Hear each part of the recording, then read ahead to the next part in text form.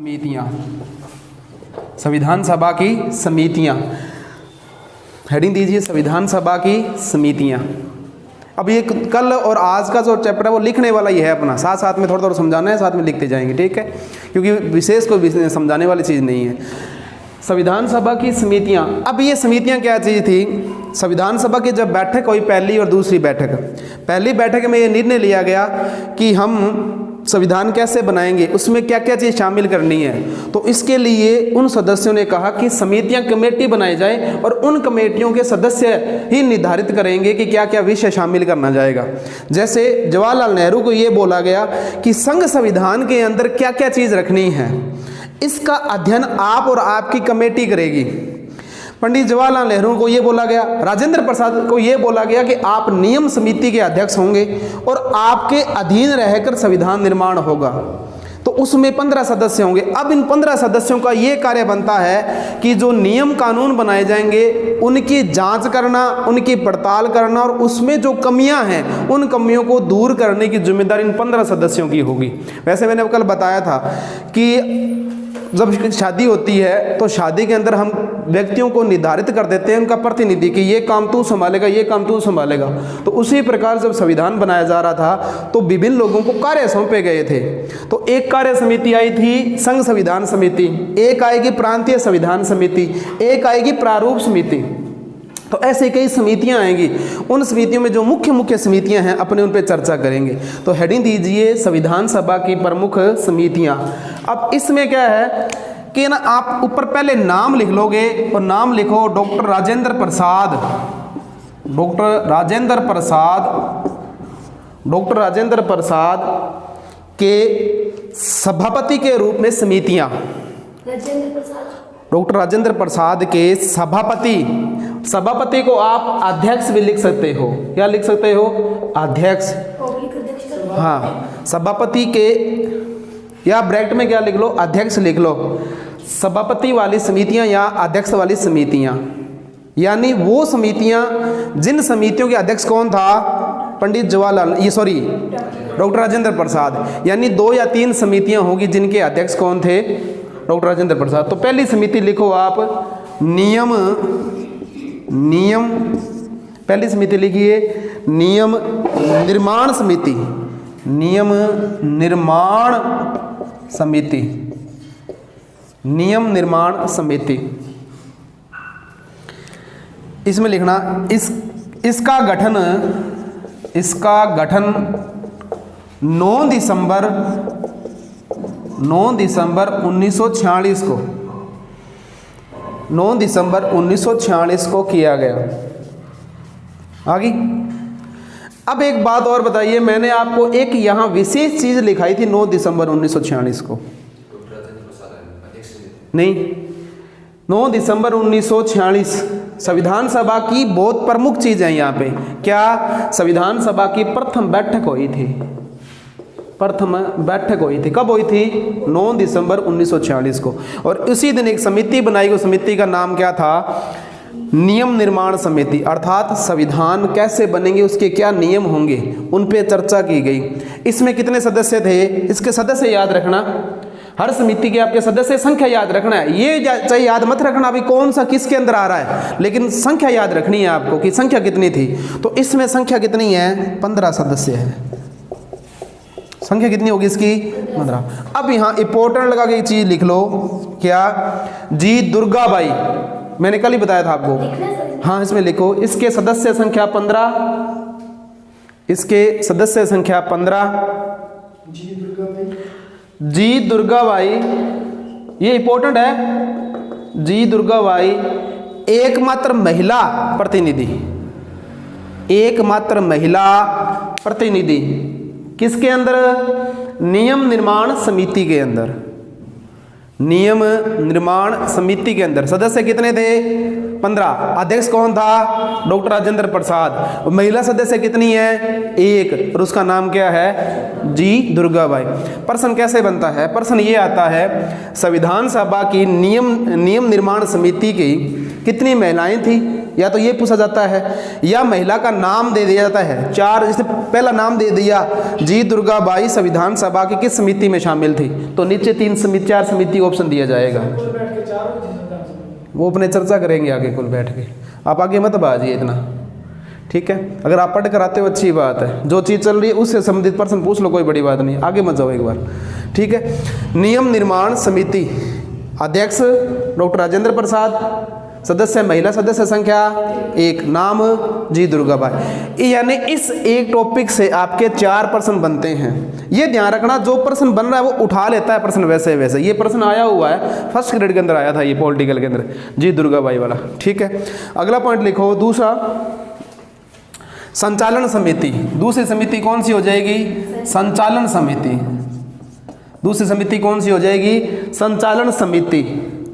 इसके अध्यक्ष कौन है? डॉक्टर राजेंद्र प्रसाद। इसके अध्यक्ष कौन है? डॉक्टर राजेंद्र प्रसाद। संचालन का मतलब संविधान सभा कैसे कार्य करेगी, क्या क्या कार्य करना है, कितनी उसकी बैठकें होनी है और कौन कौन से सदस्य आने हैं, वो सारे इस संचालन समिति कार्य था। इसका सभापति या अध्यक्ष कौन था? डॉक्टर राजेंद्र प्रसाद होगी। ये 2 समिति ऐसी समिति है जिसका सभापति डॉक्टर राजेंद्र प्रसाद थे, लेकिन कई बुक जो है ना वो डॉक्टर राजेंद्र प्रसाद को झंडा समिति का अध्यक्ष भी बताती है कि जो झंडा समिति थी ना उसका अध्यक्ष भी कौन था? डॉक्टर राजेंद्र प्रसाद। तो जो अथॉरिटिक बुक जो है डॉक्टर सुभाष कश्यप और डी.डी. बसु की मैंने बात की थी ना अब, तो डी.डी. बसु की जो किताब है उसमें भी डॉक्टर राजेंद्र प्रसाद को क्या है? झंडा समिति का अध्यक्ष बताया गया है। तो इसमें एक समिति और लिख लो, झंडा समिति या ध्वज समिति या राष्ट्रीय ध्वज समिति। राष्ट्रीय ध्वज समिति, इसमें लिखो। कंफ्यूजिंग क्या करते हैं यहाँ, ही कंफ्यूजिंग होती है। कई बुक है ना जे.बी. कृपलानी को झंडा समिति या ध्वज समिति का अध्यक्ष बताती है, लेकिन ये बात आप ध्यान रखना, जे.बी. कृपलानी झंडा समिति का अध्यक्ष छोड़ो, झंडा समिति का सदस्य ही नहीं था। यानी वो अध्यक्ष तो तब बनेगा जब उसका सदस्य होगा। तो जे.बी. कृपलानी तो झंडा समिति का सदस्य ही नहीं था, तो अध्यक्ष तो बहुत दूर की बात है। तो झंडा समिति का अध्यक्ष कौन है या ध्वज समिति का अध्यक्ष कौन है? डॉक्टर राजेंद्र प्रसाद। ये पर्सन है ना बहुत कंफ्यूज करता है, क्योंकि जो नॉर्मल गाइड होती है ना, जो नॉर्मल गाइड अपने पढ़ते हैं, उस गाइड में ये ध्वज या झंडा समिति जो है ना उसका अध्यक्ष किसको बता रखा है? जे.बी. कृपलानी को बता रखा है। जे.बी. कृपलानी इस झंडा समिति का सदस्य ही नहीं था, ठीक है। तो लिखो इसमें ध्वज समिति या झंडा समिति, इसमें लिखो राष्ट्रीय ध्वज समिति का अध्यक्ष डॉक्टर राजेंद्र प्रसाद थे। लिख ले डॉक्टर राजेंद्र प्रसाद थे, अध्यक्ष डॉक्टर राजेंद्र प्रसाद थे।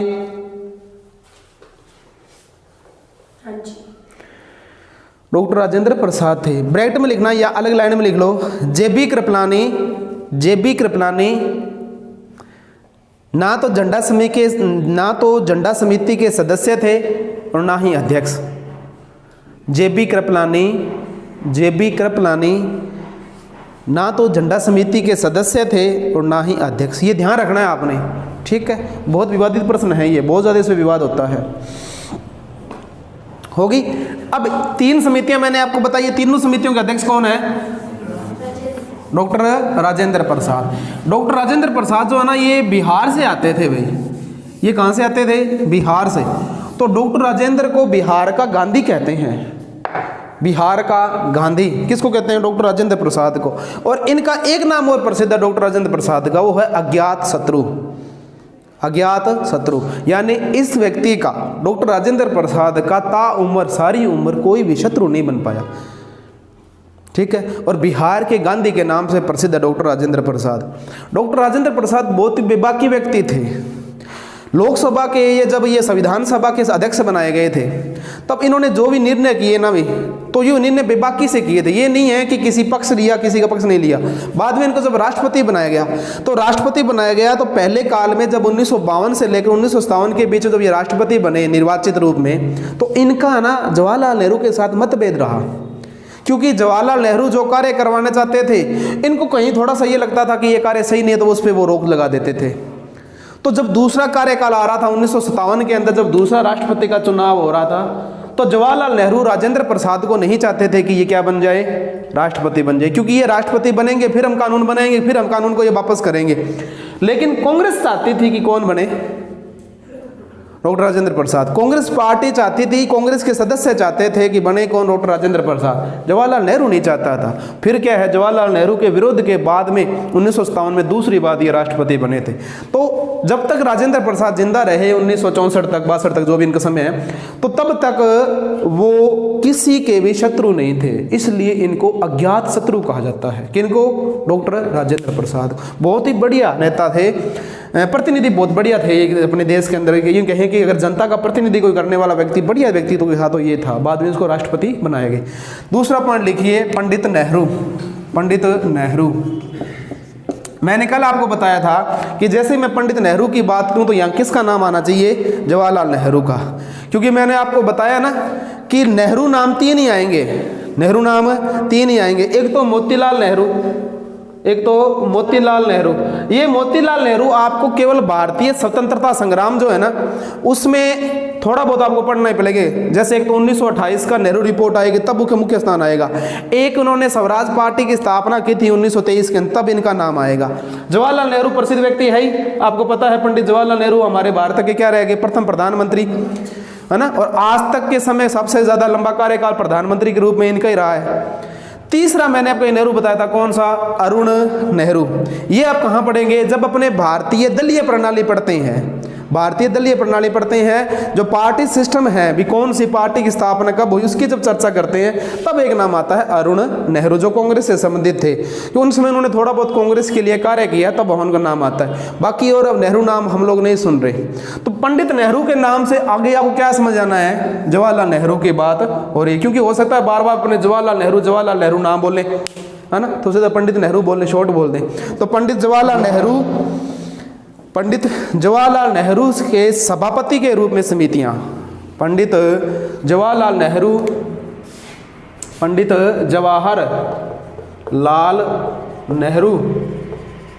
के सभापति के रूप में समितियां, तो इसमें पहली समिति लिखो आप, पहली समिति लिखिए संघ शक्ति समिति, संघ शक्ति समिति, संघ शक्ति समिति। संविधान निर्माण में मैंने आपको शुरू में एक बात बताई थी, जब कैबिनेट मिशन योजना भारत में आए थे। कब आई थी कैबिनेट मिशन योजना, बताओ भाई। कैबिनेट मिशन योजना भारत में कब आई, तारीख क्या थी उसकी, 24 मार्च 1946, 24 मार्च 1946। ये कैबिनेट मिशन योजना का क्या काम था, किसकी कैबिनेट थी, इस पे अपने चर्चा खूब कर चुके हैं। किसकी कैबिनेट थी ये, ब्रिटेन के प्रधानमंत्री एटली की कैबिनेट थी ये। और उसने भारत के अंदर 1946 में अपने 3 सदस्य भेजे थे कि वो 3 सदस्य भारत में जाएंगे, एक संविधान सभा का निर्माण करेंगे और भारतीय संविधान निर्माण कार्य करेंगे। तो ये जब कैबिनेट मिशन आती है तो इसका सबसे पहले कार्य इसने ये कहा कि भारत को हम क्या बनाएंगे, एक संघ बनाएंगे। भारत को एक क्या बनाएंगे, संघ बनाएंगे। और उस संघ के अंदर विभिन्न प्रांत या विभिन्न राज्य होंगे, विभिन्न प्रांत या विभिन्न राज्य होंगे। ये किसने कहा था, कैबिनेट मिशन योजना ने। ठीक है, बाद में कैबिनेट मिशन योजना के चुनाव हो गए जुलाई अगस्त 1946 को। एक अंतरिम सरकार बनी थी जिसके अध्यक्ष लॉर्ड बेबल थे और उपाध्यक्ष जवाहरलाल नेहरू थे। इस पे अपने कल खूब चर्चा की थी। ठीक है, अब उसके अंदर जब अंतरिम सरकार बन गई और संविधान निर्माण शुरू होने लग गया, तब सबसे बड़ा प्रश्न उठ के ये आता है कि संघ के अंदर कौन कौन से कानून आएंगे, संघ के अंदर कौन कौन सी व्यवस्था आएगी, संघ संविधान की शक्तियां क्या होगी, उस पर चर्चा करनी है। तो पंडित जवाहरलाल नेहरू को ये बोला गया कि संघ शासित या संघ जो होगा, भारत संघ जो है उसका जो कानून बनेंगे या भारत संघ के जो जो कार्य होंगे उसका निर्धारण आपकी समिति करेगी। आप हमें बताओगे कि संघ को क्या क्या शक्तियां देनी है, संघ को कितना मजबूत करना है, संघ को मजबूत करना है, संघात्मक रखना है या एकात्मक रखना है। मतलब एकात्मक मतलब शक्तियां ज्यादा संघ के पास होगी या शक्तियों का ज्यादा विभाजन होगा, इसका निर्णय कौन करेगा, आपकी समिति करेंगे। तब उसको नाम दिया गया संघ शासित समितियां। क्या नाम दिया गया, संघ शासित या संघ शक्ति समिति। मतलब केंद्र को कितनी हाँ जी, केंद्र को क्या क्या शक्तियां देनी है अपने ने। संघ का मतलब है पूरा संघ विभिन्न, और उसको अपने मेन रूप से बोल देते हैं केंद्र। केंद्र राज्य केंद्र सरकार, अपने विवाद होते हैं, बोलते हैं ना केंद्र राज्य विवाद, तो केंद्र को क्या बोला जाता है, संघ बोला जाता है। ठीक है, अब इसकी शक्तियां, जो भी इनकी शक्तियां होगी उसका निर्धारण ये समिति करेगी, और इसका अध्यक्ष कौन है, जवाहरलाल नेहरू। तो सिंपल सा प्रश्न आता है, संघ शक्ति का अध्यक्ष कौन था, या संघ शक्ति समिति का अध्यक्ष कौन था, जवाहरलाल नेहरू या पंडित नेहरू। लिख लो इसको। नंबर 1 पॉइंट लिखना, नंबर 1 लिखना, संघ शक्ति समिति, संघ शक्ति समिति। इसमें लिख लो एक, शक्तिशाली संघ का निर्माण करना, शक्तिशाली संघ का निर्माण करना, शक्तिशाली संघ का निर्माण करना। एक ना एक प्रश्न आता है आपके ना, आपने कभी सुना भी होगा, और आपने बता देता हूँ दोबारा भैया, आप इस पर चर्चा भी कर लेना आपस में। ये जो भाषावाद के आधार पर जितने राज्य बने हैं, भाषा के आधार पर अपने भारत के जितने राज्य बने हैं, भाषा के आधार पर, उससे संघ कमजोर होता है या मजबूत होता है, या उससे देश कमजोर होता है कि मजबूत होता है, ये बताइए। भाषा के आधार पर राज्य की बात कर रहे हैं, संघर्ष की बात नहीं करा कि भाषा के आधार पर 2 राज्य आपस में लड़ रहे हैं, उसकी बात नहीं करा मैं। भाषा के आधार पर जो राज्य बन गया, उससे संघ या देश कमजोर होता है या मजबूत होता है, मजबूत होता है, कमजोर नहीं होता, मजबूत होता है। कैसे, मैं बताऊंगा आपको। जैसे ना उदाहरण देखो, आंध्र प्रदेश एक प्रदेश है ना, ये बहुत ही गहराई वाली बात है। आंध्र प्रदेश क्या है, एक ना देश है, राज्य है, उसके 2 भाग बांट दिए, 2 भाग बांट दिए। एक तो तेलंगाना कर दिया था, और एक बना दिया आपको कौन सा, आंध्र प्रदेश, है ना। अब देखो, इस आंध्र प्रदेश के अंदर ना लोकसभा की 25 सीटें थी।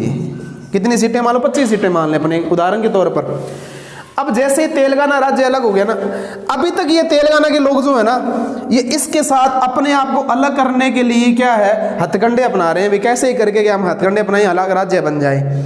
तो ये यहाँ पे क्या है, ये जो कार्य करेंगे ना, ये देश राष्ट्र के विरुद्ध कार्य हो जाएंगे इनका। जैसे संघर्ष करेंगे, तोड़फोड़ करेंगे, हिंसा करेंगे, तो इनका प्रतिनिधि नहीं जा पा रहा है कहाँ पे, लोकसभा में। अब सोचिए, इनको अलग राज्य बना दिया। अब तेलंगाना के अलग राज्य बनने के बाद मान लो 10 सदस्य तेलंगाना के, इस तेलंगाना के जा रहे हैं 10 सदस्य, और मान लो 15 सदस्य इसके जा रहे हैं। ठीक है, तो ये जो सदस्य पहले तेलंगाना से आ रहे थे, ये इससे अलग होने की लड़ाई कर रहे थे, लेकिन अब जैसे ही का संघ में चले जाएंगे और इनके एक आधे किसी को मंत्री बना देगा नहीं, तो वो पूरे भारत की बात करेगा, वो केवल तेलंगाना की बात नहीं करेगा, तो पूरे भारत की बात करेगा। तो भाषा के आधार पर अगर राज्य बने हैं, तो उनसे हमारा संघ मजबूत हुआ है, हमारा देश मजबूत हुआ है, कमजोर नहीं हुआ। देखने में कमजोर लग रहा है, देखने में कमजोर लग रहा है, लेकिन कमजोर नहीं हुआ, क्योंकि ये व्यक्ति जो यहाँ, इसका प्रतिनिधि नहीं मिल रहा था इसको लोकसभा में, प्रतिनिधि नहीं मिल रहा था सेंटर के अंदर, तब ये आवाज उठा रहे थे। इनको जैसे ही प्रतिनिधि दे दिया, तो ये अपने राज्य के छोड़कर पूरे देश की चर्चा करने लग जाएंगे। लेकिन अगर इनको प्रतिनिधि नहीं दिया जाएगा जब तक, तब तक ये अपनी बात करते रहेंगे, तब तक ये अपनी बात करते रहेंगे। तो भाषा के आधार पर राज्यों अगर बनते हैं तो संघ मजबूत होता है, कमजोर नहीं होता। ठीक है ना, क्योंकि राजनीति में सक्रिय भागीदारी हो जाती है उनकी, सीधी सीधी। चलिए आगे लिखिए, दूसरा पॉइंट लिखो आगे। पहला कौन सा लिखा आपने, संघ शक्ति समिति। कार्य क्या था, एक शक्तिशाली संघ का निर्माण करना है। दूसरा पॉइंट लिखो, राज्य समिति, राज्य समिति, राज्य समिति। सबसे बड़ी चुनौती आई थी उस समय जब हमारा देश आज़ाद हो रहा था, हम संविधान बना रहे थे, तो देसी रियासत जो है, देसी रियासत, इनके साथ वार्ता करनी और इनको कैसे भारत के अंदर शामिल करना। तो उस समय भारतीय राजनीतिक व्यवस्था के अंदर 2 बड़े नाम थे, एक सरदार वल्लभ भाई पटेल का और दूसरा जवाहरलाल नेहरू का। तो जवाहरलाल नेहरू को ये बोला गया कि जो देसी रियासत शांत है, जो देसी रियासत शांत है और वो अलग देश की मांग नहीं कर रही है, उसके साथ वार्ता आप करोगे। क्योंकि उस समय जवाहरलाल नेहरू एक बहुत ही प्रसिद्ध व्यक्तित्व था। जवाहरलाल नेहरू उस समय के अंदर इतना प्रभावशाली था कि किसी भी राजा के साथ अगर वो बात कर सकता है तो ये बात कर सकता है। और दूसरा जो व्यक्तित्व था वो था सरदार वल्लभ भाई पटेल का। सरदार वल्लभ भाई पटेल को ये बोला गया कि जो ऐसे प्रांत जो अलग होना चाहते हैं, छोटे छोटे अलग होना चाहते, आप उनसे वार्ता करोगे, और जो राज्य जो देशी रियासत बिल्कुल शांत है, वो अलग नहीं होना चाहती, उनके साथ आप बातचीत करोगे। तो राज्य समिति बनाई गई एक, उसका अध्यक्ष किसे बनाया गया? जवाहरलाल नेहरू को बनाया गया। एक आएगी प्रांतीय समिति, एक आएगी प्रांतीय समिति, प्रांतों की समिति। प्रांतों की समिति का अध्यक्ष किसे बनाया गया? सरदार वल्लभ भाई पटेल को। इसके बाद अपने करें प्रांत समिति। तो ये थोड़ा सा ध्यान रखना, राज्य समिति भी है इसमें और प्रांत समिति भी है। कई बिल्कुल बोलते हैं प्रांत को ही राज्य बोलते हैं, लेकिन आपने पहली क्लास नहीं लगाई। जब पहली क्लास नहीं लगाई इसमें आपको पता चलता कि भारत को जब है ना ब्रिटिश प्रांत, देशी रियासत और चीफ कमीशन, ये 3 भागों में बांटा था। कब? जब हमने क्या करना है, कैबिनेट मिशन योजना के तहत, कैबिनेट मिशन योजना के तहत क्या करना है? संविधान निर्माण करना है। तो संविधान सभा के लिए भारत को 3 भागों में बांट दिया। तो ब्रिटिश प्रांत जो थे ना भी, उसके साथ वार्तालाप कौन करेगा? सरदार वल्लभ भाई पटेल। ये जो देशी रियासत है, या देशी रियासत को हम देशी राजाएं बोलते हैं, देशी राजाएं, क्योंकि उस समय भारतीय राजा जो थे, तो देशी राजाओं के साथ बात कौन करेगा? जवाहरलाल नेहरू। और ये तो चीफ कमीशन क्षेत्र थे, ये तो अपने आप केंद्र से बाद में मिल ही जाएंगे धीरे। तो प्रांतों, ब्रिटिश प्रांतों से अगर बातचीत करेगा तो करेगा सरदार वल्लभ भाई पटेल। देशी रियासतों से अगर बात करनी है तो बात करेगा जवाहरलाल नेहरू। तो उसके लिए समिति कौन सी बनाई गई? राज्य समिति बनाई गई। इसके आगे आप अगर राज्य समिति ना लिखो तो इसको याद करने का तरीका ये होगा, आप उसे क्या लिख लो, ये कर लो, देशी राज्य समिति। देशी का मतलब लोकल के जो थे, तो याद रह जाएगा आपको। राज्य समिति प्रांतों में कंफ्यूज हो जाओगे आपके बाद में वहाँ, लेकिन अब नहीं होगे। अगर आप देशी राज्य समिति कर लो और यहाँ ब्रिटिश प्रांत कर लो तो फिर आप कंफ्यूज नहीं होगे। केंद्र शासित प्रदेश जो था उस समय, डायरेक्ट सेना के अध्यक्ष का शासन था उस समय। बाकी यहाँ ब्रिटिश प्रांत में यहाँ का शासन था ब्रिटिश संसद का, ब्रिटिश संसद का शासन था। और यहाँ चीफ कमीशन, यानी कमीशन चीफ मतलब सेना के जो अध्यक्ष था उसका शासन था यहाँ पे, उसको बोलते हैं केंद्र शासित प्रदेश। जैसे आज का केंद्र शासित प्रदेश है, क्या अंतर है आज केंद्र शासित प्रदेश के अंदर? राज्यों के अंदर और केंद्र शासित प्रदेश के अंदर क्या अंतर है बताओ चलो। अपने भारत के अंदर कितने राज्य हैं जो केंद्र शासित प्रदेश है? 8 है ना, 8 है। तो 8 राज्य हैं और भारत में 8 केंद्र शासित प्रदेश है। और राज्य कितने हैं भारत के अंदर? 28। तो 28 राज्यों में और 8 केंद्र शासित प्रदेशों में क्या अंतर है? राज्यों के अंदर क्या है, स्वयं की राज्य सरकार होती है। और केंद्र शासित प्रदेश में कोई राज्य सरकार ना होकर डायरेक्ट शासन कौन कर रहा है? केंद्रीय मंत्रिपरिषद कर रही है, या वहां के राष्ट्रपति के द्वारा नियुक्त किया गया व्यक्ति राष्ट्रपति के अधीन रह के वहां कार्य कर रहा है, जिसको बोलते हैं प्रशासक या उपराज्यपाल, है ना। वही कंडीशन यहाँ थी। ब्रिटिश प्रांत, देशी रियासत और केंद्र शासित प्रदेश। दिल्ली केंद्र शासित प्रदेश, हाँ। तो केजरीवाल मुख्यमंत्री है, तो वो ऐसी, दिल्ली एक ऐसा राज्य है जहाँ की स्वयं की विधानसभा भी है। केजरीवाल मुख्यमंत्री बहुत है, लेकिन केजरीवाल के पास शक्तियाँ बहुत कम है। सारी शक्तियाँ किसके पास है? केंद्रीय सरकार के पास सारी शक्तियाँ। दिल्ली का विवाद नहीं सुनते हो? केजरीवाल का रोज बयान आता है कि पुलिस मेरे पास नहीं है, पुलिस मेरे पास नहीं है, केंद्र मेरे को कमज़ोर कर रही है, केंद्र मेरे को कमज़ोर कर रही है, नहीं सुनते विवाद। तो भारत की 2 या 3 स्टेट ऐसी है, वर्तमान में 3 होगी, पहले 2 ही थी, अब 3 है। केंद्र शासित प्रदेश ऐसे हैं जिनमें क्या है, लोकल की विधानसभा भी होगी। जम्मू कश्मीर, पुडुचेरी और दिल्ली, इनमें क्या है, केंद्र स्वयं की विधानसभा भी होगी। कारण क्या, ये रियासतें, ये राज्य थोड़े बड़े हैं, तो डायरेक्ट केंद्र इस पर क्या अपना जल्दी शासन पूर्ण रूप से नहीं कर सकता, कंट्रोल नहीं कर सकता। इसलिए क्या है, कुछ अधिकार, कुछ शक्तियाँ जो है वो लोकल विधानसभा और मुख्यमंत्री को सौंप दी कि कुछ शक्तियाँ आप संभालो, कुछ शक्तियाँ हम संभाल रहे हैं। ये चीज़ है, ठीक है। अगला पॉइंट लिखिए, राज्य समिति होगी, संघ शासित समिति होगी। तीसरा पॉइंट लिख लो, जवाहरलाल नेहरू की अध्यक्षता में कौन सा? संघ संविधान है। राज्य समिति में लिख दो, आगे लिख दो, राज्य समिति कुछ लिखा नहीं क्या, उसमें लिख लो देशी रियासतों के साथ, देशी रियासतों के साथ वार्तालाप करनी, देशी रियासतों के साथ वार्तालाप करनी, देशी रियासतों के साथ वार्तालाप करनी।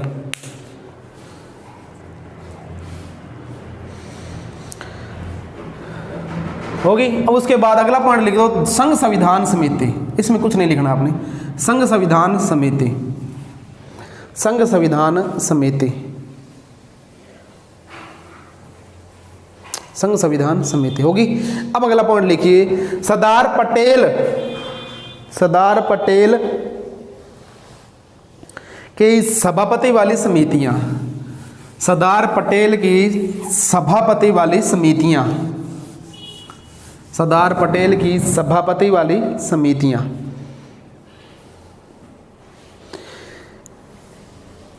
मैंने आपको पहले बताया ना कि भारतीय राजनीति के अंदर जब हमारा देश आज़ाद हो रहा था, हम संविधान बना रहे थे, उस समय दो व्यक्ति बहुत प्रभावशाली थे। कौन कौन से? सरदार पटेल और जवाहरलाल नेहरू। और इन दोनों के बीच में देश के प्रधानमंत्री पद का भी था कि देश का प्रधानमंत्री कौन बनना चाहिए। तो प्रबल दावेदार जो था ना भाई, मजबूत दावेदार जो था वो कौन था? सरदार वल्लभ भाई पटेल था, सरदार वल्लभ भाई पटेल था। इन दोनों के बीच में आपस में तो कोई संघर्ष पैदा नहीं हुआ, आपस में तो कभी द्वंद्व पैदा नहीं हुआ, लेकिन इनके जो चाहने वाले कार्यकर्ता जो थे या इनके जो अनुयायी जो लोग थे, तो वो ये चाहते थे, जैसे सरदार पटेल से बहुत सारे लोग ये चाहते थे सरदार पटेल बने, क्योंकि सरदार पटेल एक मजबूत व्यक्तित्व दिखता था। जवाहरलाल नेहरू वैसे कमजोर आदमी नहीं था, लेकिन ये भावुक था। जवाहरलाल नेहरू ना अपने ना आज वर्तमान की राजनीति के अंदर ये बोल देते हैं कि जवाहरलाल नेहरू ने कुछ नहीं किया, बोलते हैं ना, सुना होगा आप लोगों ने कि 70 साल से कांग्रेस ने कुछ नहीं किया, ये नहीं किया, वो नहीं है ना, सुन रहे हैं भारतीय वर्तमान की राजनीति के अंदर। ऐसा नहीं है, जवाहरलाल नेहरू ने बहुत कार्य किए हैं, वो पढ़ा लिखा व्यक्ति था, उसको ज्ञान भी था, लेकिन वो भावुक था। उसके जो निर्णय ना वो भावुकता में आते थे। उसके निर्णय क्या है, वो भावुक तो हो जाता था और भावुकता में केवल निर्णय ले लेता था। वो भावुकता का मतलब क्या है, जैसे उदार प्रवृत्ति के होते हैं ना, तो उदार प्रवृत्ति का था वो, क्योंकि उसने क्या है, उदारवादी विचारधारा का समर्थन करता था वो, तो उदारवादी था, उदार प्रवृत्ति का था, तो वो क्या भावुकता में फैसले ले लेता था। सरदार वल्लभ भाई पटेल है ना, ये भावुक व्यक्ति नहीं था, ये कठोर व्यक्ति था। ये क्या करता था, जो भी फैसला लेता था ना, कठोर रूप में लेता था ये फैसला। तो उस समय तत्कालीन अवस्था में कांग्रेस के जो सदस्य थे, उन्होंने क्या किया, अपने पूरे भारत को ना 14 प्रांतों में बांटा हुआ था उस समय मोटे मोटे रूप में, और उनके ना प्रांत अध्यक्ष हुआ करते थे, प्रांत अध्यक्ष। ठीक है, इनकी संख्या है ना 15 थी, सॉरी 14 नहीं थी, 15 थी, 15 सदस्य थे इनकी। तो ये जो प्रांत अध्यक्ष थे, इनसे जब पूछा गया कि हम किसको चाहते हैं देश का प्रधानमंत्री बने, तो इन प्रांतों के अध्यक्ष, ये प्रांत अध्यक्ष किसके हैं? कांग्रेस के हैं, कांग्रेस पार्टी के। ठीक है, मैंने आपको बताया था कांग्रेस पार्टी की स्थापना कब हो गई थी, 1885 के अंदर, और हर साल इनका क्या हो रहा था, अधिवेशन हो रहा था। तो जब इन प्रांतों के अध्यक्ष, कांग्रेस पार्टी के प्रांतों के अध्यक्षों को ये पूछा गया कि प्रधानमंत्री किसे बनाना चाहते हैं, तो इन्होंने कहा कि वोटिंग करवाओ। क्या करवाओ? वोटिंग करवाओ। इस वोटिंग में से ना 14 व्यक्ति तो हुए एक तरफ और एक हुआ एक तरफ, यानी ये 14 जो प्रांत अध्यक्ष थे ये चाहते थे सरदार पटेल बने। क्योंकि हालांकि ये ऐसे नहीं है कि ये नेहरू से नफरत कर रहे हैं, नफरत नहीं कर रहे। इन 14 प्रांतों के अध्यक्षों का यह कहना था कि वर्तमान की स्थिति के अनुसार हमें कड़े निर्णय लेने होंगे, और जवाहरलाल नेहरू कभी कभी क्या है, भावुकता में निर्णय ले जाते हैं जो क्या देश को नुकसान भी हो सकते हैं। और हुआ भी, कश्मीर विवाद जो है 1948 का, ये जो फैसला ना ये भावुकता में लिया गया कि जवाहरलाल नेहरू इसको कहाँ ले गए, संयुक्त राष्ट्र संघ के अंदर ले गए थे, ये भावुकता में फैसला था। ठीक है, इस पर अपने चर्चा करेंगे। तो ये 14 अध्यक्ष ये क्या कहते हैं, ये कहते हैं कि प्रधानमंत्री कौन बनना चाहिए, प्रधानमंत्री बनना चाहिए सरदार वल्लभ भाई पटेल। लेकिन एक व्यक्ति था जो ये कहता नहीं कौन बनना चाहिए अध्यक्ष, सॉरी प्रधानमंत्री कौन बनना चाहिए, जवाहरलाल नेहरू। प्रधानमंत्री कौन बनेगा उस समय, प्रधानमंत्री वो बनेगा जो तत्कालीन कांग्रेस का राष्ट्रीय अध्यक्ष बनेगा, तत्कालीन कांग्रेस का राष्ट्रीय अध्यक्ष बनेगा। ये चर्चाएं चली थी, लेकिन बाद में उसका कार्य हुआ नहीं था। लेकिन इन सब लोगों ने मिलकर फिर महात्मा गांधी से संपर्क किया। किससे संपर्क किया? महात्मा गांधी से। तब महात्मा गांधी ने यह कहा था कि सरकार 2 लोग चलाएंगे। कौन? सरदार वल्लभ और जवाहरलाल नेहरू। तो सरदार वल्लभ और जवाहरलाल नेहरू जब दोनों की बात आई तो दोनों को पास बुलाया गया, और सरदार वल्लभ भाई पटेल से गांधी जी ने यह कहा था कि क्या तुम प्रधानमंत्री का पद छोड़ रहे हो क्या, मतलब प्रधानमंत्री नहीं बने। तो सरदार वल्लभ भाई पटेल ने यह कहा था कि मैं तो आपका अनुयायी हूँ, आपने जो फैसला कर दिया उसे मुझे मंजूर है। तब महात्मा गांधी ने कहा था कि आप देश के होम मिनिस्टर बनोगे जब कभी भी हमारा देश आज़ाद हो जाएगा, और अंदरूनी स्थिति को आप संभालोगे। तो जब देश में प्रधानमंत्री सरकार अपनी बनी, जवाहरलाल नेहरू, मैंने कहा अंतरिम सरकार लिखाई थी, आपको लिखाई थी, उसमें सरदार वल्लभ भाई पटेल के पास कौन सा पद आया था? गृह विभाग आया था, और इसके पास कौन सा पद आया था? पंडित जवाहरलाल नेहरू के साथ अंतरिम सरकार का उपाध्यक्ष और विदेशी मामले आए थे, ये दो आए थे ना। तो सरदार वल्लभ भाई पटेल को गृह मंत्रालय जो मिला था वो किसकी वजह से मिला था? गांधी जी के कहने पर दिया गया था सरदार पटेल को, क्योंकि सरदार पटेल उस समय इतना मजबूत व्यक्ति था कि देश की अंदरूनी जो शक्तियां हैं या अंदरूनी जो समस्याएं आ रही हैं उनको सुलझाने वाला व्यक्ति कौन था? सरदार वल्लभ भाई पटेल था। ठीक है, ये चर्चा मैं क्यों कर रहा हूँ? क्योंकि अभी अपनी समितियां लिखेंगे ना, उसमें पहली समिति आएगी प्रांतीय राज्य जो हैं उनको संभालने की, उनकी शक्तियां जो है वो किसके पास होगी? सरदार वल्लभ भाई पटेल के पास होगी। तो जो गृह विभाग जिसके पास होता है, गृह मंत्रालय जिसके पास होता है, अंदरूनी देश की स्थिति को संभालेगा वो व्यक्ति। तो सरदार वल्लभ भाई पटेल को ये बोला गया। और जवाहरलाल नेहरू को जो प्रधानमंत्री बनाया गया तो उसे जवाहरलाल नेहरू ने ज़्यादातर क्या है? विदेशी मामले अपने पास रखे थे, क्योंकि ये बहुत ही भावुक था। एक इसमें जिज्ञासा थी जवाहरलाल नेहरू के अंदर, जवाहरलाल नेहरू के अंदर ये जिज्ञासा था कि मैं जल्दी से देश का प्रधानमंत्री बनूं और अंतर्राष्ट्रीय रूप में जाके मैं जल्दी से क्या करूं? हस्ताक्षर करूं, है ना। तब ये भागा किसको ले गया? और कोई मुद्दा ना दिखा इसको तो किसको ले गया? कश्मीर को भी ले गया, अंतर्राष्ट्रीय स्तर पर वहाँ जाके साइन करके आ गया कि भारत और पाकिस्तान के बीच में कश्मीर को लेकर जो मुद्दा सुलझाएगा वो कौन सुलझाएगा? संयुक्त राष्ट्र संघ, शांति संघ, वो शांति करवाएगी संयुक्त राष्ट्र संघ। ठीक है, तो हेडिंग दीजिए सरदार वल्लभ भाई पटेल। समझ में आ रहा है क्या? ये बातें ना बहुत वैसे बहुत हाई लेवल की बातें हैं, लेकिन वैसे आपको मैंने बता दी। ठीक है, सरदार वल्लभ भाई पटेल की अध्यक्षता वाली समिति, इसमें पहला पॉइंट लिखिए, नंबर 1 लिखना, प्रांतीय संविधान समिति। प्रांतीय संविधान समिति, प्रांतीय संविधान समिति। अच्छा, मैंने कल 2 आंकड़े लिखाए थे आपको। पहला तो ये लिखाया था कि प्रांतों की संख्या कितनी थी उस समय, मुख्य रूप से प्रांत की संख्या कितनी थी उस समय? कितने प्रांत लिखाए मैंने आपको उस समय? जो आज मैंने उनको छोड़ दो, कल जो बच्चे आए थे मैंने ये बोला था ना कि कितने प्रांत हैं? 9 प्रांत है। 9 प्रांत लिखाए थे या नहीं लिखाए थे? सबसे बड़ा प्रांत संयुक्त प्रांत, जिसमें कौन सा? आज का एमपी, यूपी और राजस्थान का थोड़ा बहुत हिस्सा, दिल्ली का थोड़ा बहुत हिस्सा इसके अंदर शामिल था। इसको क्या बोलते हैं? संयुक्त प्रांत। एक प्रांत मैंने आपको लिखाया बंगाल, लिखाया था बंगाल प्रांत। बंगाल प्रांत के अंदर क्या चीज आते हैं? वर्तमान का पश्चिमी बंगाल प्लस बिहार, झारखंड और छत्तीसगढ़ जो राज्य थे उस समय वो किस में आते थे? पश्चिम बंगाल के अंदर आते थे। एक मैंने लिखाया आपको पूर्वी बंगाल, वो वर्तमान का बांग्लादेश। ठीक है, फिर जो बिहार और यूपी की जो सीमा लगती है उसके पास जो बिहार का क्षेत्र है उसको मैंने आपको बताया बिहार प्रांत। ऐसे करके मैंने आपको कितने प्रांत बताए थे? 9 प्रांत बताए थे। कल बताए थे सर जी, कल लिखाए थे ना मैंने प्रांत। 9 प्रांत लिखाए थे मैंने कल आपको, है ना। और मैंने आपको ये कहा था कि उस समय देशी रियासत जो थी, देशी रियासत जो ये कितनी थी उस समय? 562 देशी रियासत थी भारत के अंदर।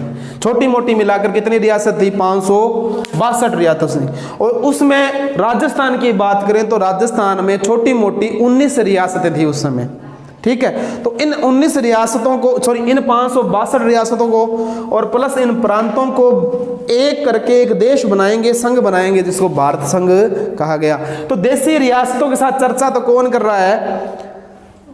पंडित जवाहरलाल नेहरू। पंडित जवाहरलाल नेहरू। देशी रियासतों के साथ कौन वार्तालाप कर रहा है? पंडित जवाहरलाल नेहरू। इन प्रांतों के साथ कौन बात कर रहा है?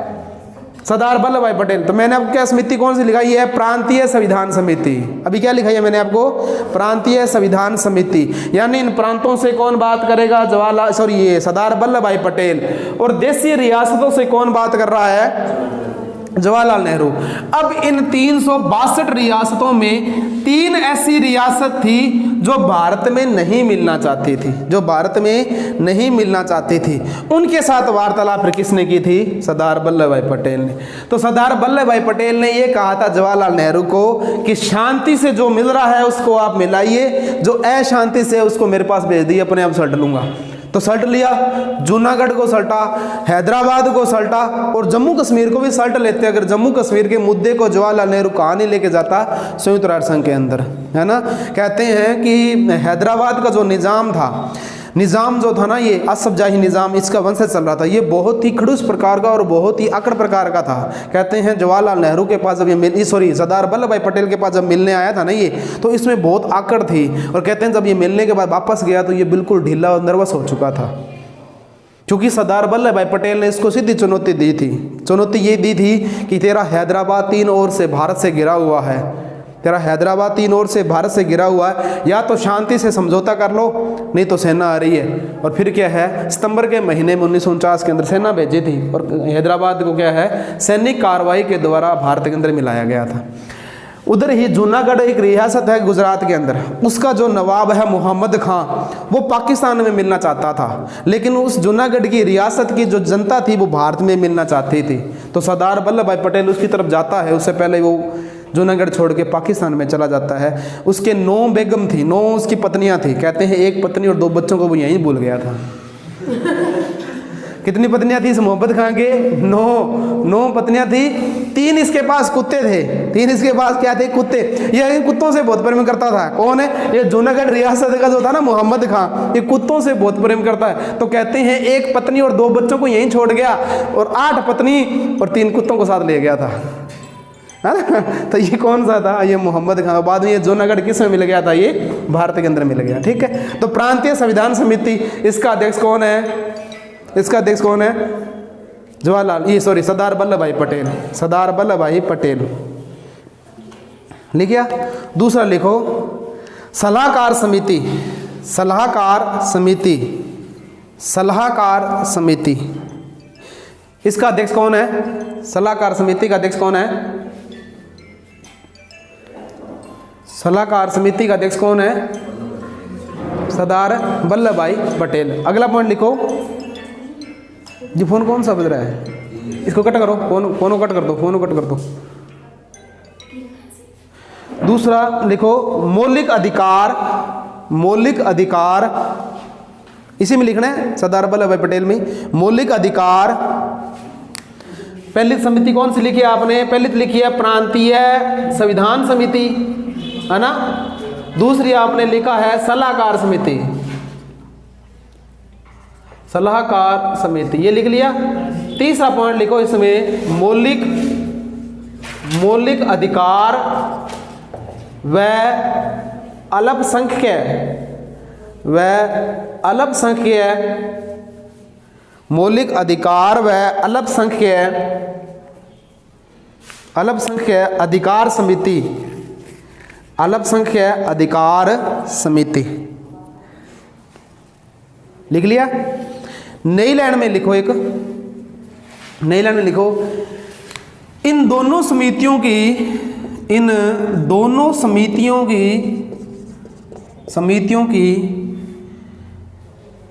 एक उप समितियां भी बनाई गई। एक उप समितियां भी बनाई गई। लिख लिया। एक उप समितियां भी बनाई गई। तो पहली उप समिति लो कौन सी?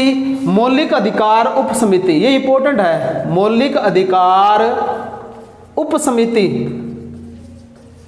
मौलिक अधिकार उप समिति। इसका अध्यक्ष लिख दो आप आगे। कौन, क्या नाम लिखोगे इसका आगे? इसका सभापति JB कृपलानी था। JB कृपलानी था। ये स्टार गुड वगैरह लगा लेना, इंपॉर्टेंट चीज है ये। इसका सभापति या इसका अध्यक्ष JB कृपलानी था। JB कृपलानी। दूसरा लिखना अल्पसंख्यक अधिकार समिति। अल्पसंख्यक अधिकार उप समिति ऐसे लिखना। अधिकार उप समिति। अल्पसंख्यक अधिकार उप समिति। अल्पसंख्यक अधिकार उप समिति। क्या होता है अल्पसंख्यक? जिनकी संख्या कम हो, बहुसंख्यक जिनकी संख्या ज्यादा हो। तो भारतीय संविधान के अंदर उस समय ना 6 समुदायों को अल्पसंख्यक माना गया। 6 समुदायों को क्या माना गया? अल्पसंख्यक माना गया। ठीक है।